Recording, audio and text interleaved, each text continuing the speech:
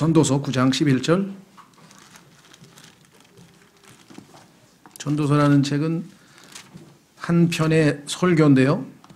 근데 사실은 범위가 엄청나게 길죠.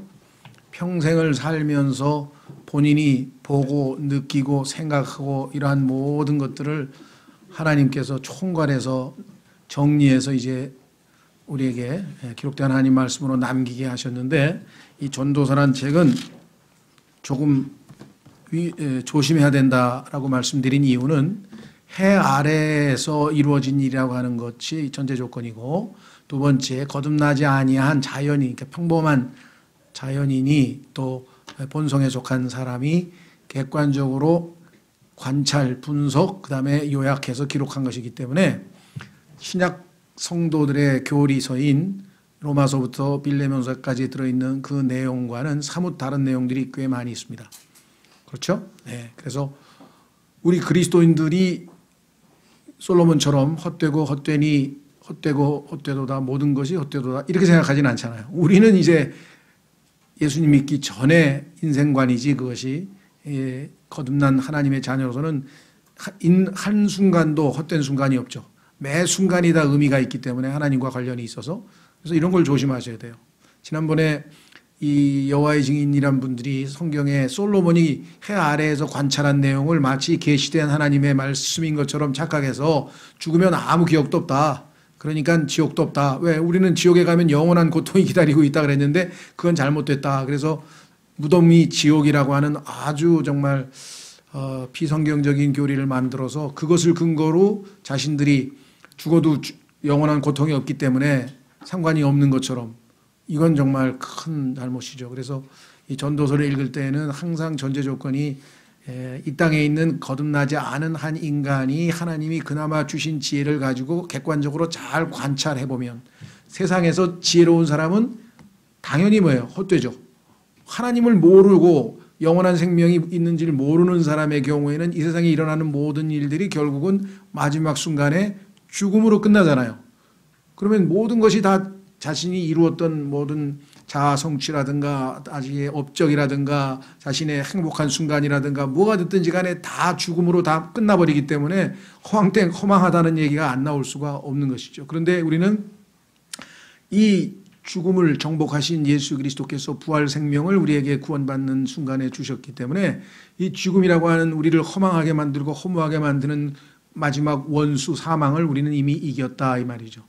그렇죠? 그렇기 때문에 우리 그리스도인들이 전도서를 읽고 거듭나지 않은 이 땅의 인생의 생각과 그들이 어떠한 생각을 가질 수밖에 없다는 것을 알고, 세상에 있는 사람들에게 어서 이와 같은 삶을 살지 말고 예수 그리스도를 믿고 참 의미 있는 보람찬 그런 인생을 살라고 전달을 해야지, 이 구절을 하나님의 말씀으로 전달해가지고 야 헛되고 헛되다 그랬잖니, 이 세상이 어차피 죽으면 끝인데 우리 그냥 재밌게 살자, 뭐 노세 뭐 이러면서 솔로몬처럼 그 히도니즘이라고 하죠, 쾌락주의에 빠진다거나 뭐 이래서는 안 된다는 거죠.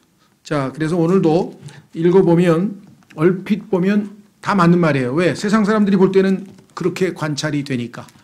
그러나 그것이 신약 성도가 그대로 받아들여야 될 이야기인가? 그거는 아니라는 거죠. 그런 걸 우리가 좀 조심해야 되겠다 그랬습니다. 그래서 여기서 교훈을 얻을 수는 있지만 이것이 우리가 받아들여야 돼서 신약의 교리로서 진리로서 그대로 받아들여서는 안 된다 그랬습니다. 자, 솔로몬이 또 11절에 내가 돌이켰다는 얘기는 항상 일정 시간이 지나서 한 가지 생각을 가지고 쭉 관찰을 하다가 어느 정도 지난 다음에 다시 생각이 바뀌게 됩니다. 그래서 실험을 하는데 처음에는 인생에 대해서 다양한 방식으로, 예를 들면은 우리가 요즘 얘기하는 대로 실증주의처럼 체험을 합니다. 예를 들면 쾌락을 한번 마음껏 누려보자. 그러면 진짜 행복해지는가. 그래서 뭐 술도 마시고 그다음에 뭐 오케스트라도 하고 그다음에 연회도 베풀고 뭐 온갖 것을 다 해봤더니 결국은 그게 기쁨을 주고 행복을 주지 못하고 헛되더라.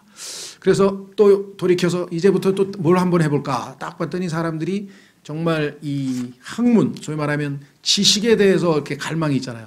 그래서 학문을 통해서 뭐 예술을 통해서 소위 말하면 자아 성취를 통해서 행복을 추구해볼까. 그래서 뭐 동물을 연구하고 식물을 연구하고 뭐 온갖 이 잠언, 다음에 뭐 솔로몬의 노래에 나오는 시 뭐 등등등 해서 그것을 해봤는데 역시 그것도 마지막 순간에 똑똑한 사람이든 멍청한 사람이든 다 똑같이 죽더라. 그게 무슨 소용이 있느냐. 이렇게 해서 계속해서 결론은 늘 헛되다라고 하는 것으로 결론이 났죠. 자, 그래서 오늘도 또 새로 돌이켜봤어요. 이번에는 무슨 이야기를 하나. 약간 앞서 얘기했던 사상이 반복되는 경우가 있네요. 그건 뭐냐. 이 땅에서 일어난 일을 보니까 뭐 규칙도 없고 그냥 우연히 뭐 도저히 납득이 안 가는, 즉 모순된 일들이 너무 많이 일어나더라. 자, 여기 보세요. 내가 돌이켜 해 아래에서 보니, 해 아래 또 나왔잖아요. 우리는 지금 예수님과 함께 하늘 위에 올라가 앉아 있어요. 여러분들 우리가 고린도전서 6장 17절에 주와 합하는 자는 한 영이라 그랬죠. 그래 예수 그리스도께서 부활 승천하셔서 올라가셨을 때 우리를 천상에 위에 하늘에 있는 장소에 앉히셨다 그랬어요. 그래서 지금 우리가 앉아 있다 그랬죠. 예. 영적으로는 지금 주님과 함께 이미 올라가 있어 앉아 있는 상황이기 때문에 우리가 이 해 아래에서 이루어지는 것에 대해서 우리에게 바로 적용해서는 안 된다는 것. 자, 경주가 빠른 자에게 돌아가지 아니하고, 우리가 생각할 때는 빠른 사람이 경주를 승리해서 상도 타고 해야 되는데, 우리 얼마 전에 몇 년 전인지 잘 모르겠는데 대구인가요? 대구에서 그 세계 육상 선수권 대회가 열렸는데 뭐 당시에 최고 스타 중에 스타인 이 누구예요? 볼트, 우사인 볼트라고 하는 선수가 아니 여유 있게 뛰어도 그 사람은 항상 1등이잖아요. 워낙 출중하니까, 탁월하니까. 뭐 다른 사람들하고 뭐 차이가 많이. 그런데 그냥 초조한 마음에 그냥 조금이라도 스타트를 빨리 해보려고 하다 부정 출발해가지고 탈락을 해버렸어요. 여러분들 그거 기억나시나요? 그래서 그때 정말 얼마나 허망했겠어요. 이건 당연히 보통 사람처럼 같이 출발하거나 조금 늦게 출발해도 충분히 따라잡아서 1등을 할 사람이 뭐가 마음이 초조해가지고 그냥 조금 더 일찍 출발하다가 총소리 나기 전에 출발해가지고 부정 출발을 해가지고 아예 시합도 못 나가냐 아예 출전도 못 해버렸잖아요. 다행히 그래도 참 200m에서는 제대로 출발해서 금메달을 땄으니까 다행이지 아주 그런 사람도 있었죠. 예. 그러니까 우리가 생각할 때는 당연히 뭐 누가 봐도 우사인 볼트가 금메달이지 그랬는데 금메달은커녕 출전도 못한 경우도 인생에서 일어나더라 이 얘기죠. 뭐 이런 일이 한두 번이겠습니까? 당연히 저 사람이 우승이야. 그런데 달리기 시합해 보면 가장 빠른 자가 이기는 게 아니더라는 거죠. 자, 전투가 강한 자들에게 돌아가지 아니하며 뭐 큰 전투도 있지만요. 역사적으로 봤을 때 뭐 작은 나라가 큰 나라 이긴 경우도 많이 있어요. 그렇죠? 뭐 심지어는 뭐 무슨 300명의 사람이 뭐 이 성경에 보니까 누구죠? 기드온. 딱 300명 데리고서 얼마나 많은 사람들을 전쟁에서 이겼는지 우리 성경에서도 보고요. 또 실제 역사에도 보면 그런 경우가 꽤 많습니다. 아주 그 돌격대들이 아주 전략을 잘 짜서 이긴 경우도 많죠. 뭐 제일 우리에게 와닿는 거는 그 유명한 다윗과 골리앗 싸움 아닙니까? 상식적으로 보면은 골리앗하고 다윗은 이게 게임이 아예 안 되는 건데 헤비급하고 지금 플라이급하고 싸우는 건데 그 한 방이면 날아갈 거 아니에요. 예. 그런데 거기서 다윗이 이겼다는 거죠. 그렇죠. 예. 그래서 사람들은 그런 비슷한 경우가 생기면 늘 다윗과 골리앗의 싸움이라는 얘기를 자주 하는데요. 또 빵이 지혜로운 자들에게 돌아가지 아니하고, 지혜로운 사람은 지혜롭게 그 사업도 잘하고 뭐 이래서 돈도 잘 벌고 해가지고 당연히 잘 먹고 잘 살아야 될 것 같은데, 지혜로운 사람 중에 굶는 사람도 있더라는 거죠. 우리 옛날 조상들은 안빈낙도라 그래가지고 스스로 정말 이 가난을 택해서 더 인생의 어떤 죄라든가 이런 복잡한 일에 연루되지 아니하고 자기 나름대로의 어떤 평안한 삶을 즐겼다고 이렇게 얘기가 됩니다만은, 하여간 인생이 우리가 생각하는 것처럼 돌아가지 않는다고 하는 것을 지금 이야기했습니다. 이런 일들이 부지기수로 일어나니까 모순되는 것들을 발견하게 되겠죠. 호의가 재능 있는 자들에게 돌아가지 아니하며 오직 때와 기회는 그들 모두에게 생기느니라. 예측할 수가 없어요. 그래서 이럴 때가 있고, 그래서 항상 예외적인 일들이 인생살이에서 계속해서 발생하더라. 그래서 결국은 인간은 알 수가 없어. 앞에 무슨 일이 벌어질지. 예측은 하는데 예측과 다르게 일어나는 일들이 너무 많더라. 12절. 사람도 자기 때를 알지 못하나니. 그렇습니다. 물고기들이 재난의 그 물에 걸리고 새들이 올무에 걸림같이 사람들의 아들들도 재난의 때에 그것이 그들에게 갑자기 닥치면 올무에 걸리느니라. 갑자기. 멀리 갈 것도 없이 유람선 타신 분들은 지금 얼마나 정말 오래간만에 그냥 가족들끼리 아니면 뭐 부모에게 효도하는 사람도 있고 뭐 정말 그 사연 하나하나를 들어보면 그 여행을 가기 위해서 얼마나 또 기대가 컸었고 다 한순간에 그렇죠. 뭐 오래전에 있었던 뭐 칼기 사건도 그렇고 뭐 세월호 사건도 그렇고 이게 뭐 예측이 전혀 안 되는 상황에서 일어난 일들이 뭐 얼마나 우리에게 많은가. 그렇죠? 자, 시편 91편 3절 가보겠습니다. 그럼에도 불구하고 하나님을 신뢰하는 사람들은 시편 91편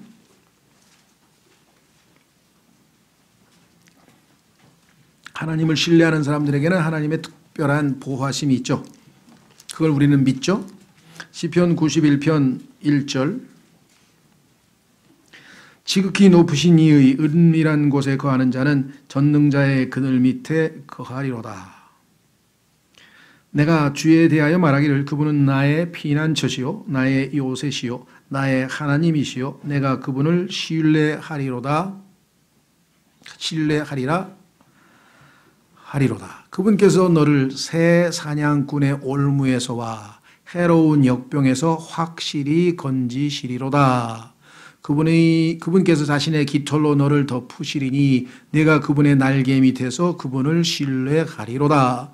그분의 진리가 너의 큰 방패와 작은 방패가 되리니 내가 밤에 임하는 두려움과 낮에 날아드는 화살과 어둠 속에 다니는 역병과 한낮에 피폐하게 하는 멸망을 무서워하지 아니하리로다. 1000명이 내 곁에서 10,000명이 내 오른쪽에서 쓰러질 터이나 그것이 내게 가까이 오지 못하리로다. 오직 너는 내 눈으로 바라보며 사악한 자들이 보응받는 것을 보리로다. 나의 피난처 되시는 주 곧 지극히 높으신 이를 내 처소로 삼았으므로 어떤 재앙도 내게 닥치지 못하며 어떤 역병도 내 거처에 가까이 오지 못하리니.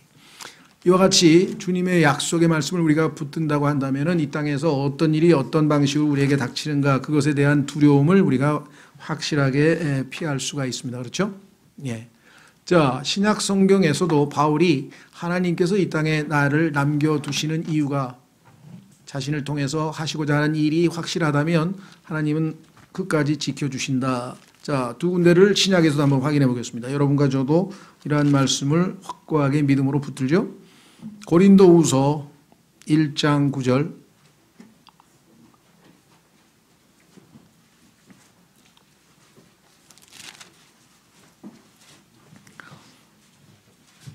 바울이 사도로서 복음을 전하러 온 아시아 지역 또 유럽 지역을 다니는 가운데 하나님께서 그에게 어떻게 지켜주셨는지 이렇게 고백을 하네요.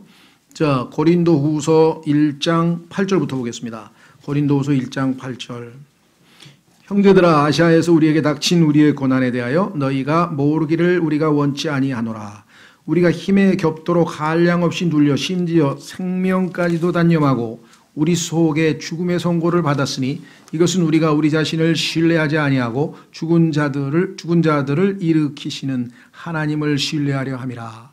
그분께서 이같이 큰 사망에서 우리를 건지셨고 건지고 계시며 또 여전히 건지시리니 과거에 건지셨고 지금도 건지고 계시며 미래에도 여전히 건지시리니 우리는 그분을 신뢰하노라.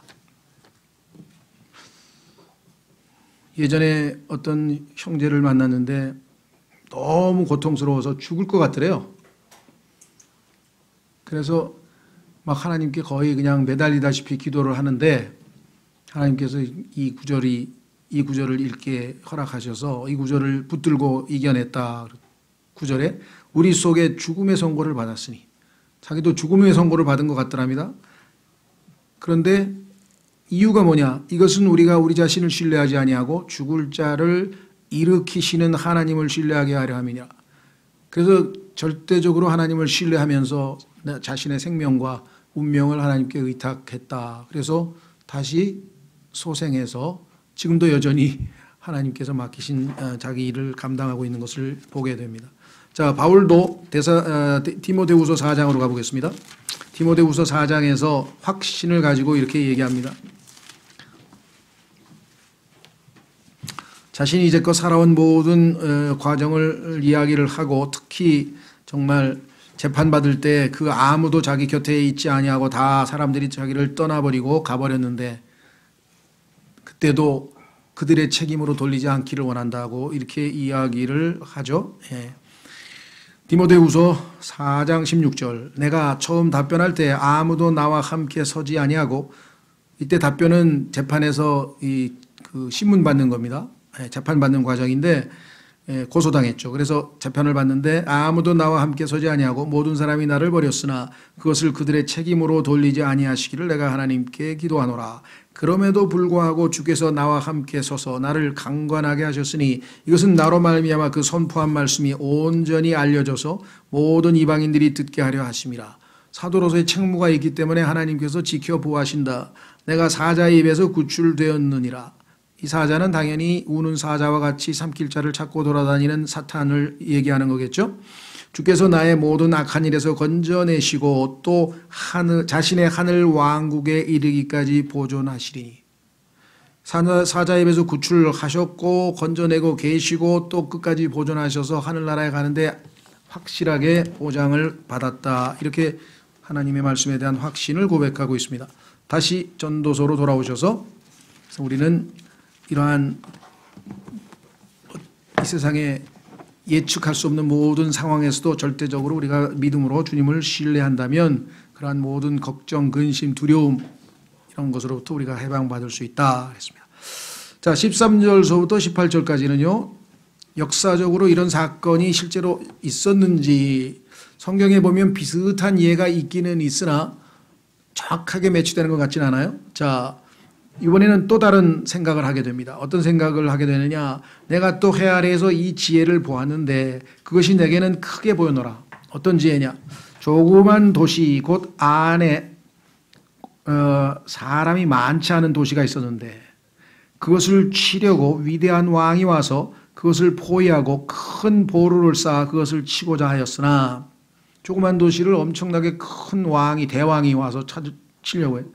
이제 그 안에 가난하지만 지혜로운 자가 있어서 그가 자기 지혜로 그 도시를 건졌도다. 아마 모르겠어요. 뭐 제갈공병 같은 책략이 있었는지 하여간 지혜롭게 해가지고 도시를 건졌다. 그 공격으로부터.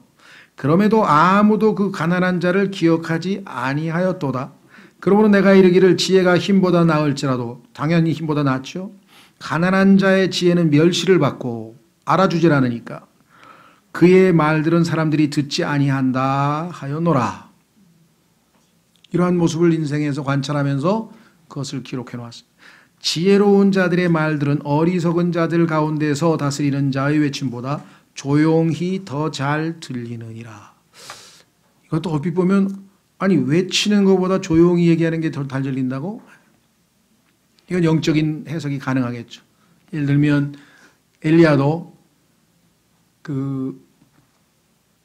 하나님께서 정말 이 굴 속에 숨어가지고 아주 그냥 요즘으로 얘기하면 우울증이죠. 우울증에 걸려서 아주 아무것도 안 하고 그냥 누워있는 상황에서 하나님께서 까마귀를 시켜서 아침 저녁을 먹이시면서 그를 다시 회복시키셨는데 그러고 나서야 비로소 하나님께서 세미한 음성을 들려주셔서 그 음성을 듣고 다시 하나님의 길을 가게 되는 장면을 우리가 보게 되는 거겠죠. 자, 그래서 이 구절은 역사적으로 아마 뭐 엘리사 시대에 있었던 사건으로 해석하시는 분도 있고 다양한 방식으로 좀 해석을 하는 것 같아요. 그러나 실제적으로 보면 정확하게 매치되는 건 아닙니다. 그러나 비슷한 사건이 구약에 몇 가지 있기는 있어요. 그래서 역사적으로 이런 것을 목격을 했다라는 것은 뭐 분명한 것 같고 없는 사실을 쓴 것 같지는 않고요. 다만 우리는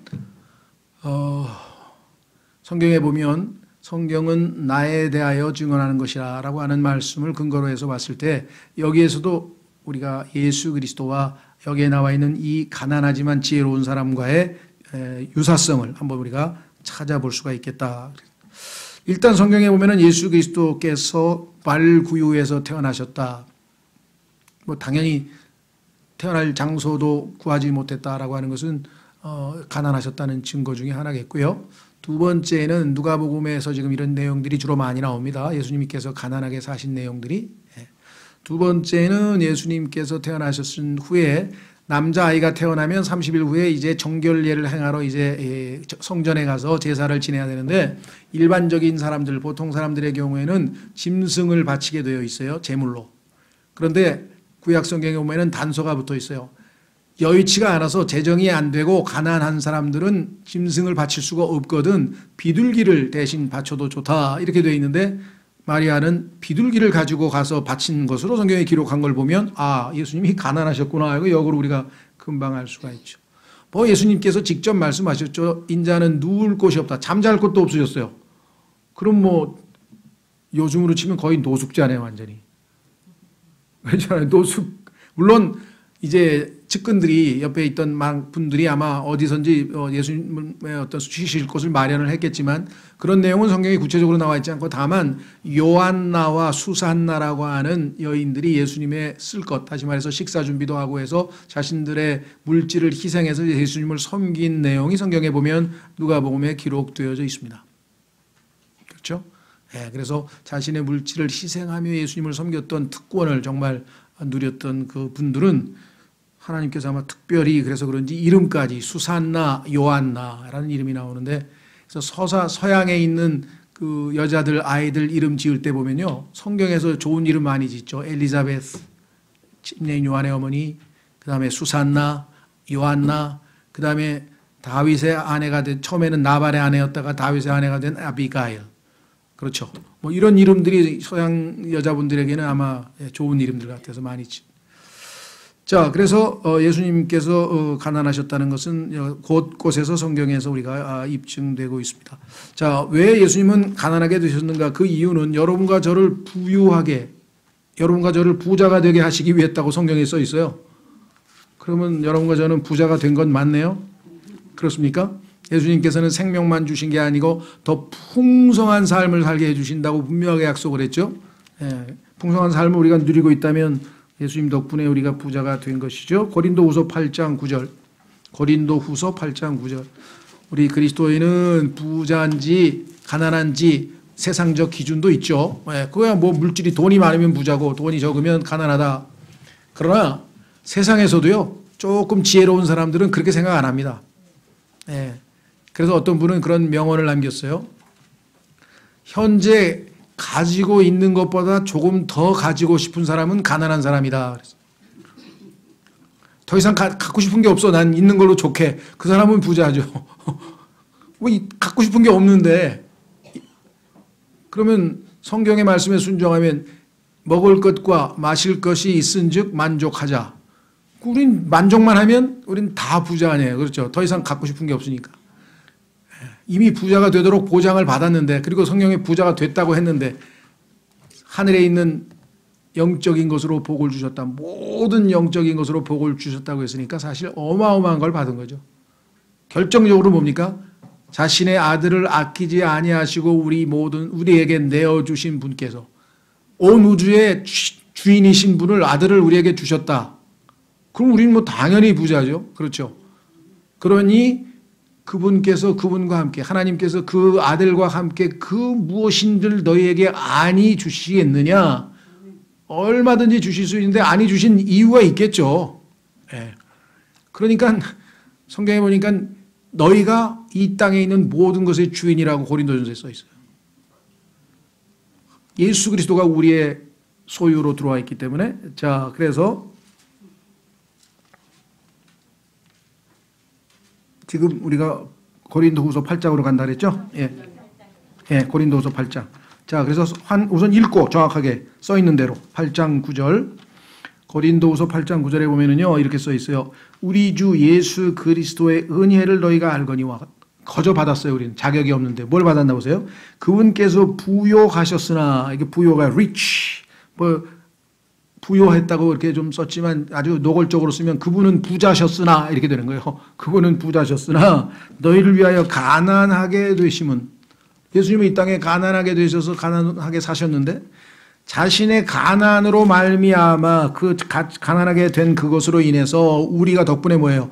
부요하게 하려 하심이라. 우리가 부자가 되게 하려 하심이라고 성경에 써 있죠. 그래서 예수님께서는 우리에게 풍성한 삶을 항상 넘치는 삶을 살도록 주셨다.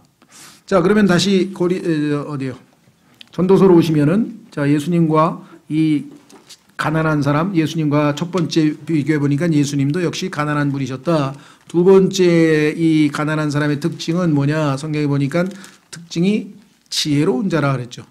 예수님께서 지혜로운 자라고 하는 것을 우리가 더 이상 이 언급할 필요가 없을 정도로 지혜로우신 분인 거 아시죠?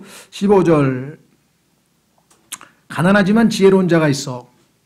예수님께서는 자신의 이름이 지혜라는 사실을 그래서 지혜가 자신의 자녀들로부터 인정을 받고 높임을 받느니라 하면서 자신이 지혜라 그랬는데 실제적으로 예수님의 이름이 지혜로서 이 성경에서 아주 자세하게 언급되고 있는 구절이 성경의 잠언 8장에 나와 있습니다. 잠언 8장은 1절에 지혜가 외치느라 하면서 지혜이신 예수님께서 의인화돼서 외치시기 시작한 내용이 나오는데 한번 차근차근 읽어보면 전부 다 예수님하고 일치하는 겁니다. 자, 그래서 다는 찾지 못하고 그냥 한두 구절만 우리가 한번 찾아보면 예수님이 자신의 이름이 지혜라고 하셨구나.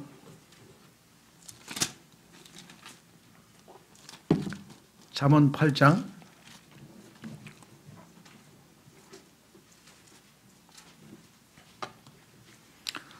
지혜가 외치지 아니하느냐? 명철이 자기 음성을 내지 아니하느냐? 그것이 높은 곳의 꼭대기와 행로들이 있는 장소들의 길 곁에 서서 성문들과 도시 입구와 문들로 들어오는 곳에서 외쳐 이르되. 자, 우리 거리설교팀이 거리에서 외치는 것도 바로 예수님께서 지금 외치고 있는 것이고요. 또 방송, 극동방송을 포함해서 온갖 지금 보험 방송이 송전탑에서 여기저기서 쫙 어디든지 퍼져나가는 것도 다 여기서 지금 지혜가 외치고 있는 것이죠. 지혜가 외치지 아니하느냐 명철이 어디서 곳곳에서 여기 보니까 높은 곳들의 꼭대기, 두 번째 행로들, 사람들이 다니는 행로들이 있는 장소들의 길 곁에, 우리도 길가에서 전하죠. 성문들과 도시 입구와 문들로 들어오는 곳에서 외치로되 오 사람들아 내가 너희를 부르나니 내 음성은 사람의 아들들을 향하는 것이니라. 뭐라고 말씀하셨습니까? 시작에서는 수고하고 무거운 짐진 자들아 다 내게로 오라. 내가 너희에게 안식을 주리라. 여기는 뭐냐면 어리석은 자들을 부릅니다. 오 단순한 자들아 너희는 지혜를 깨닫으라. 너희 어리석은 자들아 너희는 명철한 마음을 가질지어다. 들으라 내가 뛰어난 것들을 말하리니. 예수님의 입술에서 나오는 모든 것들은 그야말로 excellent 뛰어난 것들만, 내 입술을 열면 올바른 것이 나오리라. 조금도 빗나가지 아니하고 잘못되지 아니한 right, excellent things, right things. 단 한 번도 예외가 없이 이런 분은 예수님 한 분뿐이에요. 100% 확신을 가지고 믿을 수 있는 분이 바로 이런 분이시잖아요. 예수님. 자, 그뿐 아니라 7절에 내 입이 진리를 말하나니 사악함은 내 입술에 가져간 것이로다. 내 입의 모든 말은 의로움 가운데 있으며. 그러니까 뭐라고 했습니까? 예수님께서 하시는 말씀은 뛰어난 것이요 올바른 것이요 진리요 의로운 것이요. 그 다음에 또 뭐라고 얘기했습니까? 그것들 속에는 비뚤어지거나 뒤틀린 것이 없나니 다 똑바로 올바르고. 자, 9절에 나와 있어요. 이게 여러분과 저에게 해당되는 거죠. 깨닫는 자들에게는 그것들이 다 명백하며 지식을 얻는 자들에게는 올바르다. 지식을 제대로 얻는 자는 성경이, 하나님 말씀이, 예수 그리스도의 말씀이 다 올바르다는 걸 인정할 뿐만 아니라 깨닫기만 하면 어떻게 돼요? plain, 명백하다 이 말이죠. 이해 안 될 게 없다 이 말이죠. 그렇죠? 예. 그래서 여기 나와 있는 이 말씀들을 쭉 읽어가면은요, 바로 이 주인이 예수님이에요. 보세요. 다 읽을 수는 없고요. 17절 나를 사랑하는 자들은 내가 사랑하나니 일찍 나를 찾는 자들이 나를 만나리라. 뿐만 아니라 창조 때 하나님께서 예수님과 함께 창조하신 이야기가 22절에 주께서 자신의 길을, 이때는 주님이 하나님이시죠. 아버지 길을 시작하실 때 자신의 옛적 일들을 행하시기 전에 나를 소유하셨으며 하면서 하나님과 예수님의 공동 창조 사역에 대해서 언급하고 있습니다. 그뿐만 아니라 밑으로 내려가면 한 구절만 찾고 이제 넘어갑니다. 35절로 가면 예수님을 찾으면 어떻게 됩니까? 발견하면 우리는 구원받죠. 누구든지 나를 찾는 자는 생명을 얻고 주의 호의를 얻으리라. 그래서 예수님을 믿으면 구원의 영원한 생명이 선물로 주고, 그뿐만 아니에요. 36절 그러나 나를 대적하여 죄를 짓는 자는 자기 혼을 해치나니. 혼을 해치죠. 영원한 지옥으로 가니까. 나를 미워하는 모든 자는 사망을 사랑하느니라. 예수님께서 자신을 지혜에다 빗대어서 지혜를 쭉 설명하셨으니 뭐 예수님에 대해서 우리는 더 이상. 자, 그래서 다시 전도서로 오시면 가난하면서 지혜로운 분, 이 땅에서 가장 거기에 해당되는 분은 당연히 예수 그리스도시죠. 자, 그래서 우리는 다시 전도서 보겠습니다. 전도서 9장. 그뿐만 아니라 그분은 자 어떻게 했습니까? 도시를 건졌잖아요. 온 우주에서 가장 작은 이 지구가 바로 이 세상을 건지셨죠. 자신의 생명을 내어주시고 그럼에도 아무도 그 가난한 자를 기억하지 아니하였도다. 예수 그리스도를 기억하지 않을 뿐만 아니라 심지어는 어떻게 됐습니까? 16절에 그러므로 내가 이르기를 지혜가 어디 갔어요? 16절. 그러므로 내가 이르기를 16절. 지혜가 힘보다 나을지라도 가난한 자의 지혜는 멸시를 받고 이사야서 53장에 그분은 멸시를 당하였으며 정확하게 써있죠. 멸시당하신 예수님. 그의 말들은 사람들이 듣지 아니한다. 거부당하였다고 정확하게 써있죠. 그뿐이 아니에요. 지혜로운 자들의 말들은 어리석은 자들의 말들 다들 가운데서 다스리는 자의 외침보다 조용히 더 잘 들리느니라. 마음 문을 열고 그렇죠. 영적인 귀를 열고 예수 그리스도의 음성을 듣고 그분을 신뢰한 사람들은 주의 말씀이 잘 들리고 그 결과 우리가 믿음을 통해 구원을 받게 됩니다. 에베소서 1장 13절로 가보겠습니다. 예수님의 말씀을 듣고 조용히 그분의 음성에 귀를 기울이면 그 말씀을 받아들이면 믿으면 우리에게 구원의 역사가 일어나죠. 에베소서 1장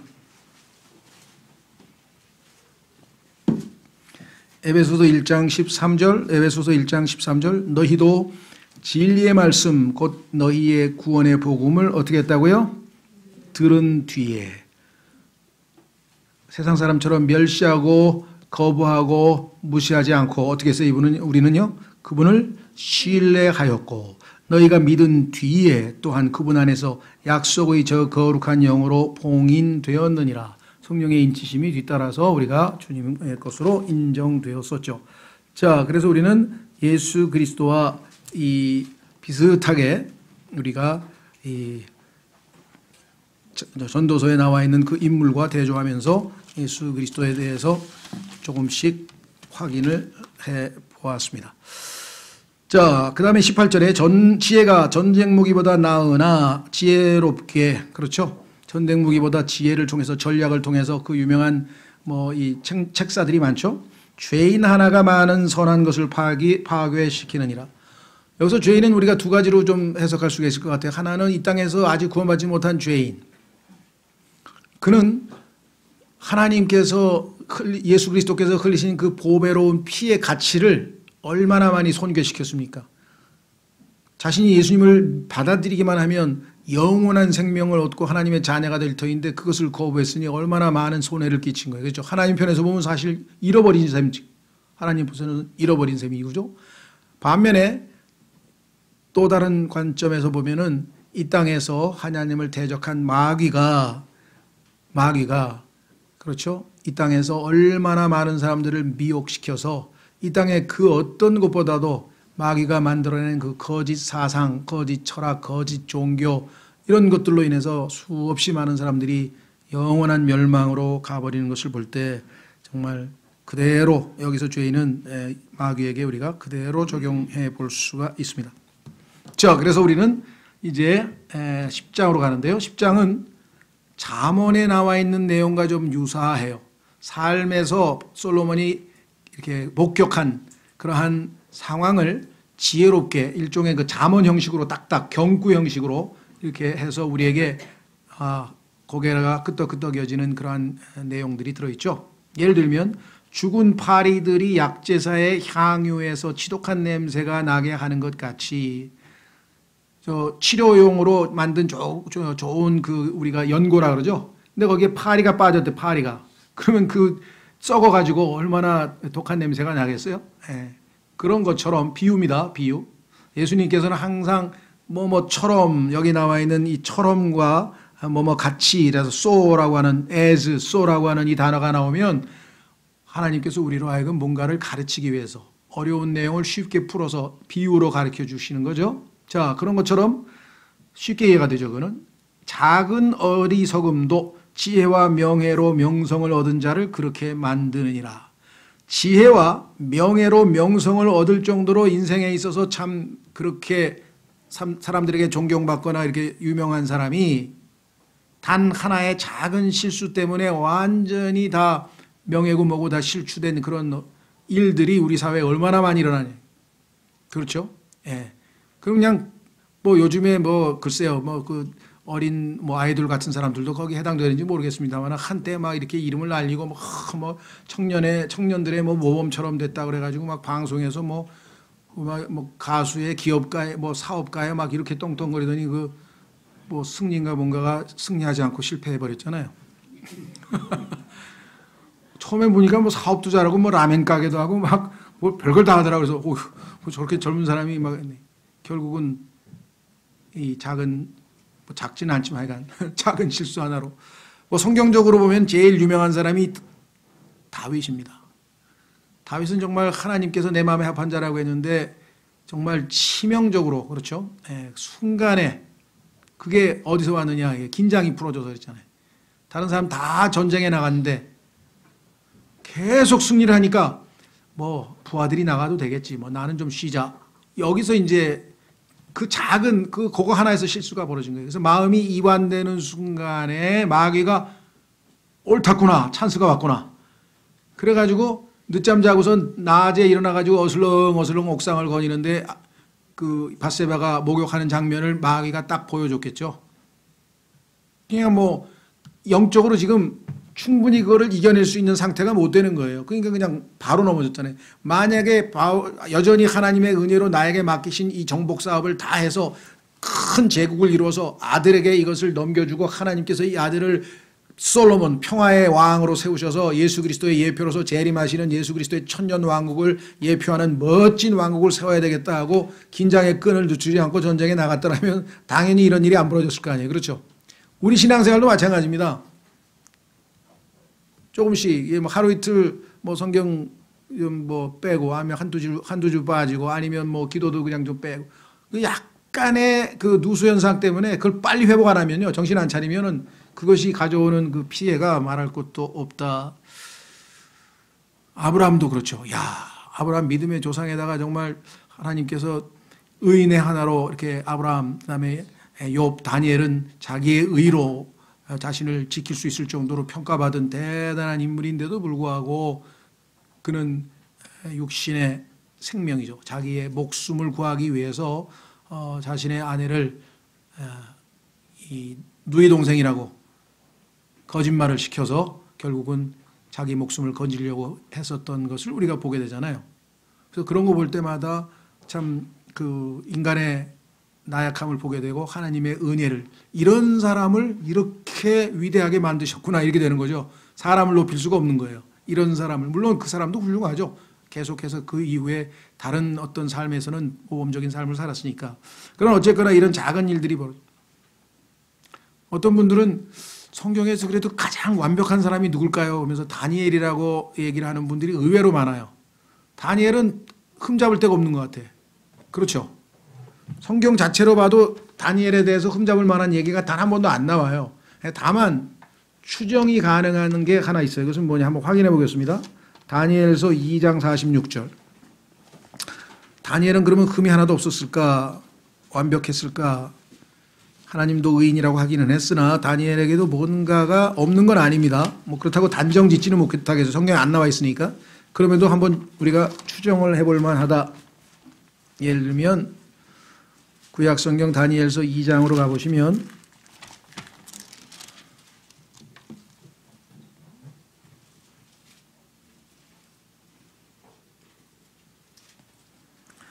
다니엘이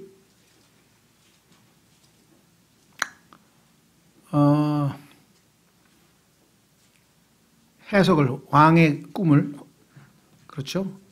느부갓네살 왕의 꿈을 해석을 해서 이제 사람들에게 존경을 받게 되고 왕이 너밖에 없다 해가지고 이제 총리로 임명을 했대.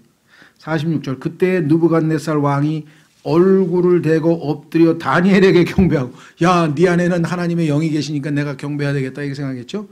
명령하여 그들이 그에게 봉헌물과 향기로운 냄새를 드리게 하니라.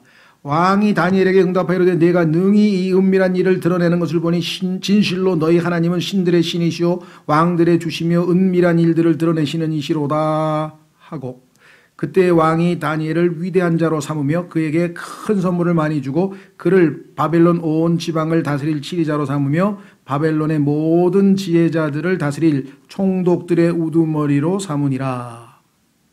그렇죠. 자, 잘못한 게 뭐가 있을 것 같아요, 여러분 생각에는? 그렇죠. 여기 나와 있네. 지금 경배했을 때 사도 바울은 뭐라 그랬습니까? 사도행전에 보니까 옷을 탁 찢으면서 나도 너희하고 똑같은 인간인데 왜 나한테 경배하냐고, 나는 그런 거 한 게 다 예수님이 하신 거라고 하면서 영광을 하나님께 돌렸는데, 다니엘은 여기 보니까 그런 얘기가 없어요. 그렇죠? 오히려 만약에 47절에 왕들의 주시며 은밀한 일들을 나타내는 이시로다 하고 하면 그때는, 그런데 그 하나님께 경배하십시오, 저한테는 경배해서는 안 됩니다, 이렇게 뭐 얘기를 했다든가 뭔가가 있어야 돼? 없죠. 뭐 하여간 뭐 굳이 얘기를 하자면 다니엘도 결국은 어떤 인간인 것을 우리가 좀 보게 됩니다. 그러니까 뭐 그게 다니엘의 흠인지 아닌지는 모르지만 우리가 한번 확인해 볼 만한, 추측해 볼 만한 얘기고요. 자, 그래서 결론은 자그마한 실수 하나가 우리가 평생 쌓아온 명예와 이 모든 것을 다 무너뜨리는 일들이 있기 때문에 정말 조심해야 되겠죠. 예. 2절까지만 하겠습니다.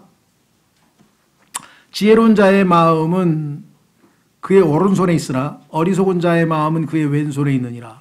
참으로 3절까지 또 읽어보세요. 참으로 또한 어리석은 자는 길을 걸을 때 그의 지혜가 소용이 없어서 그는 자기가 어리석은 자라고 모든 사람에게 말하느니라. 이제 3절은 나중에 하십시다. 그럼 2절에 보면 오른손과 왼손이 이게 무슨 소리냐 갑자기? 그럼 왼손잡이는 뭐가 되는 거예요? 왼손잡이는 지혜로웠지 못한 사람이네. 지혜로운 자의 마음은 그의 오른손에 있으나 어리석은 자의 마음은 그의 왼손에 있느니라. 일단 뭐 이 세상에서 태어난 부모님께서 태어나서 유전을 통해서 왼손잡이가 된 사람에 대해서 처음부터 그러면 아예 어리석은 사람이라고 성경에 얘기하느냐? 그건 아닙니다. 그렇죠? 오히려 뭐 미국에 보면 대통령 중에 거의 절반은 다 왼손으로 뭘 쓰더라고 이렇게. 그리고 뭐 머리 좋고 똑똑한 사람 중에 왼손잡이가 많죠. 네, 왼손으로 하는 사람들이 꽤 있는 것 같아요. 그래서 성경에서는 일단 개개인에 대한 이야기가 아니고요. 성경에서 하나님께서 오른쪽과 왼쪽에 대해서 항상 가지고 있는 기준에 대한 이야기입니다. 예, 그래서 하나님의 오른팔, 예수 그리스도를 상징하는 것이고요. 그 다음에 이제 뭐 우리나라는 모르겠어요. 우리나라는 이조 시대에 좌의정이 높은 거예요, 우의정이 높은 거예요? 보통 좌의정이 높은 거로 들은 것 같아요. 그래서 세상하고는 좀 반대인 것 같아요. 하나님은 오른쪽, 왼쪽이 아니고 세상은 좌의정이 높고 우의정이 그 밑으로 생각하는데 이제 성경은 아닌 것 같아요. 그래서 항상 예수님은 right, 하나님의 오른팔이라, 또 오른손, 그 다음에 하나님의 오른편에 예수님이 앉아 계신다, 셋째. 그래서 항상 예수님과 관련될 때는 right인데요. 아시다시피 right이란 단어가 오른쪽이란 뜻과 아울러 무슨 뜻이 있습니까? 옳다는 뜻이 있잖아요. right, wrong 할 때 옳다. 그래서 이 right과 left의 차이가 이제 성경에 나오고요. 반면에 재미있는 일은요, 베냐민이라고 하는 11번째 아브라함의 아들은요, 이삭의 아들 11번째 아들은 베냐민이라 그랬는데, 이 베냐민은 나의 오른손의 아들이라, 이렇게 의미가 부여 있어요. 나의 오른손의 아들이라. 그런데 성경에 보니까 베냐민 족속은 왼손잡이가 엄청 많아요. 그래서 성경에 보니까 그 용맹한 그 왼손잡이 베냐민 지파들이 성경에 보면 나오는 것을 우리가 사사기에도 보면 나오잖아요. 신기하죠? 그리고 그 유명한 사도 바울이 베냐민 지파 출신이에요. 그러니까 성경에서 그냥 뭐 왼손잡이 자체를 다 부정하는 게 아니라 하나님의 기준은 항상 오른쪽이 일단 하나님 쪽이라는 것을 좀 보시고요. 그러면 오른쪽이 하나님 쪽이면은 성경에 보면은 우리가 성경을 통해서 몇 가지만 좀 정리를 하고 넘어가겠습니다. 그냥 상식적으로 알아두시면 좀 너무 뭐 깊이 파실 필요는 없고요. 자, 우리가 일반적으로 뭐라 그러나,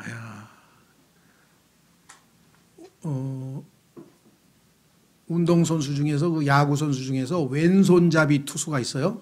왼손잡이 투수를 영어로 이제 사우스포라 그래요. 직역을 하면 남쪽 발이야, 남쪽 발.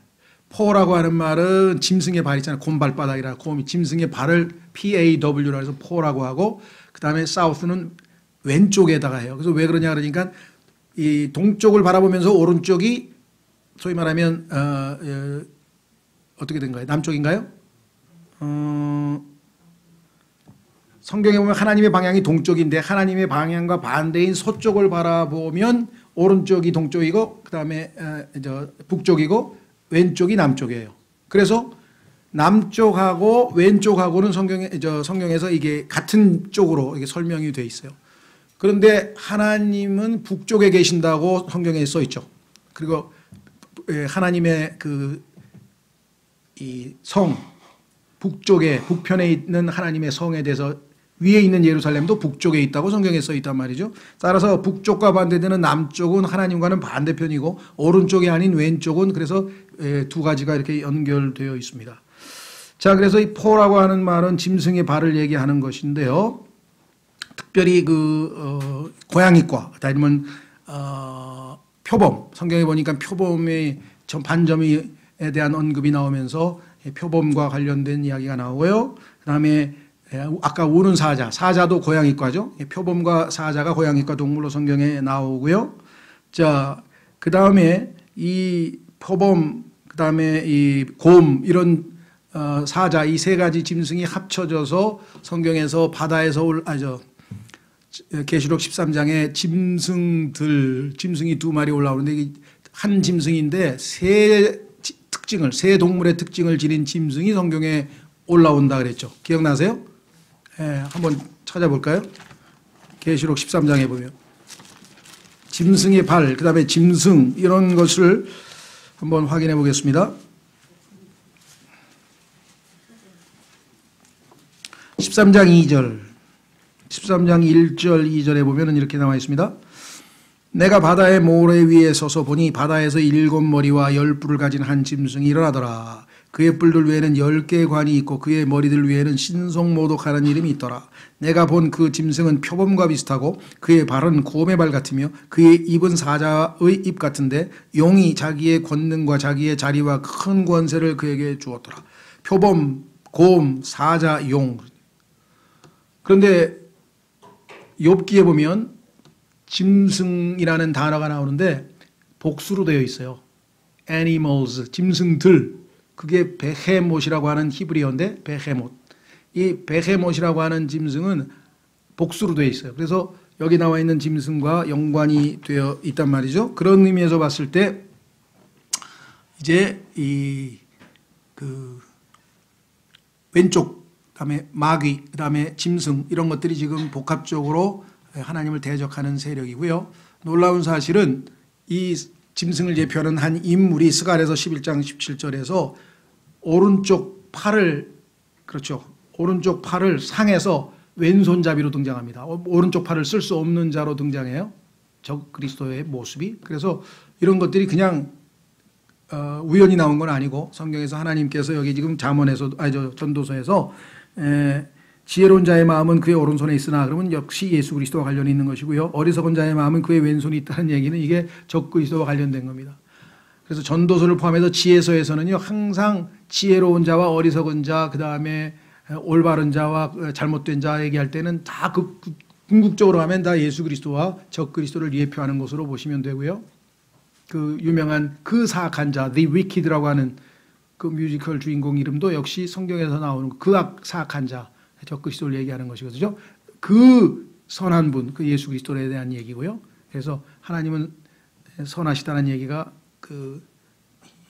바로 그 얘기죠. 그래서 여기서도 우리가 왼손 오른손은 성경에서 하나님과 적 그리스도와 관련된 여러 관련 구절들이 있습니다. 그래서 이런 구절들을 우리가 하나하나 찾아서 공부를 하면 뭐 엄청 재미는 있어요.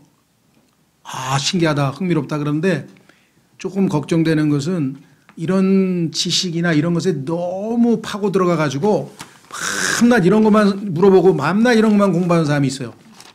근데 성경에서 그런 짓을 하지 말라고 써 있거든요. 그런 짓을 하지 말라고. 그 구절 읽고 마치겠습니다. 여러분들, 야, 집에 가서 이거 공부해야지. 그런 사람 있으면은 공부하는 건 좋아요. 그런데 거기에 occupied, 점령돼서 완전히 거기에 매몰되면 그거는 이제 오히려 또 마귀의 전략에 빠져들어가는 거예요. 그래서 하나님의 경고가 써 있어요. 그래서 시중에도 보면 막 그런 거 파헤친 책이 뭐 마지막 날에 뭐 특징 뭐 어쩌고 하여간 이런 분들 이런 책들이 나와 있는데 참조로 잠깐 훑어볼 뿐 거기에 정말 모든 걸 걸면 영적으로 완전히 또 빗나갑니다. 자, 히브리서 13장. 히브리서 13장. 초점은 항상 우리에게 뭐에 있습니까? 예수님께서 요한복음 5장 39절에서 너희가 성경을 찾아보거니와 성경은 나에 대하여 증언하는 것이라. 성경을 읽으면서 예수님을 더욱 깊이 알아가고 예수님을 더욱 사랑하고 예수님께 더욱 충성된 마음이 생긴다.